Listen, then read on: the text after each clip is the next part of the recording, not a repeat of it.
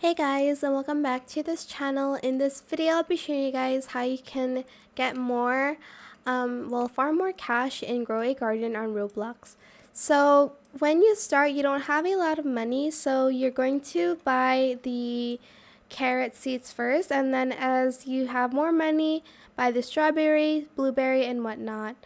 Then you are going to go back to your garden and you're going to select the seed that you have here and you're just going to plant them in your garden. Make sure you plant them like way neater than I am because it's very messy. Once the fruits grow, you're just going to harvest all of them and you're going to sell them. If you want to favorite a plant, you can just right click on it. For instance, there's like a gold one. So I'm just going to sell what I have in my inventory.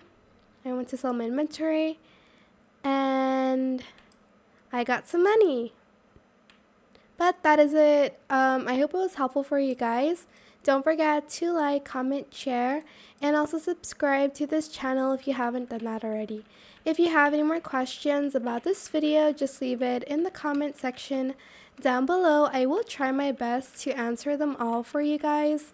And if you found this video helpful, please click the thanks button as well. That is it. Thank you so much for watching. Bye.